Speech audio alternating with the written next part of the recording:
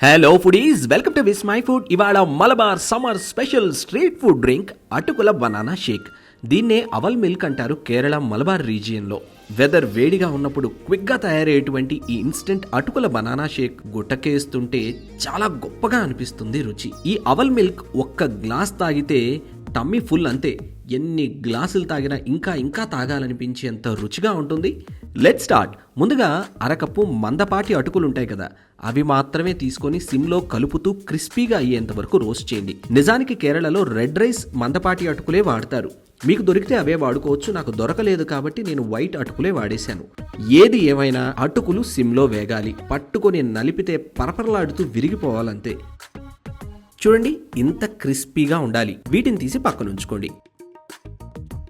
ఇప్పుడు అదే ముక్కులో పావు కప్పు వేరుశనగ పప్పు గుండ్లు వేసి లో ఫ్లేమ్ మీద కలుపుతూ వేపితే పప్పు మచ్చలు ఏర్పడకుండా లోపలి దాకా క్రంచీగా వేగుతుంది. కలపకుండా వదిలేస్తే మచ్చలు ఏర్పడతాయి. హై ఫ్లేమ్ మీద వేపితే లోపల పచ్చిగా ఉంటుంది, పైపైన రంగు వస్తుంది. అప్పుడు ఆ క్రంచి తగలదు మీకు. పర్ఫెక్ట్గా లో ఫ్లేమ్ మీద వేపుకున్న పప్పుని దింపి పొట్టు తీసి పక్కన ఉంచుకోండి. ఇప్పుడు మరో బౌల్లో 4 పండిన తియ్యటి అరటి పండ్లు తీసుకోండి. నాటు అరటి పండ్లు అయితే చాలా తియ్యగా ఉంటాయి. కర్పూరాలు, చక్కెరకేళి ఇలాంటివి వాడుకోగలిగితే ఇంకా బాగుంటుంది.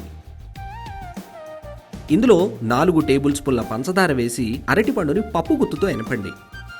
ఇలా ఎనిపితే మెత్తగా గుజ్జులా అయిపోదు.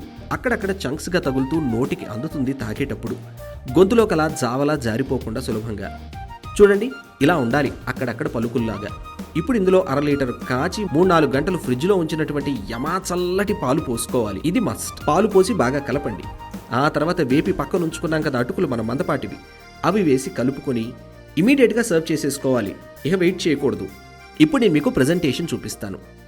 ఓ టాల్ గ్లాస్ తీసుకోండి. గ్లాసులో 1/3 వరకు అటుకుల పాలు నింపండి. ఆ పైన వేపుకొని పొట్టు తీసి ఉంచుకున్నటువంటి పల్లీలు ఉన్నాయి కదా, అవి ఓ టేబుల్ స్పూన్ వేసుకోండి. ఇంకా 3-4 పచ్చి జీడిపప్పు పలుకులే వేసుకోవాలి. ఇప్పుడు మిగిలిన గ్లాస్ అంతా అటుకుల పాలతో నింపేయండి. ఫైనల్గా పైన ఇంకొన్ని వేపుకున్నటువంటి పల్లీలు, ఓ teaspoon tutti frutti, 1/2 tablespoon Horlicks, Boost, Bournvita ఏదైనా వేసుకోవచ్చు. Choice is up to you. ఫైనల్గా హార్లిక్స్ మీద కాస్త కాజు పెట్టుకోండి. అంతే, అవల్ మిల్క్ తయారైపోయింది.